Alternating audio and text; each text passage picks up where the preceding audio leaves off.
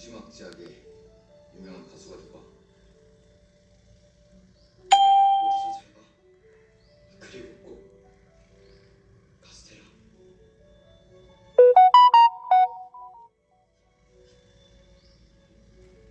그냥 가수 말고 왜 있잖아.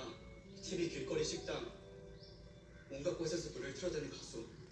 Angelica! This Monday, Simula na naging mom she ka, tutok ka talaga. Diyos ko, parang what if nandun ka na lang ulit sa tiyan? Ang hirap pala. Very blessed talaga si Angge sa mga kaibigan. at isa ako yun! Uy! Si I love you.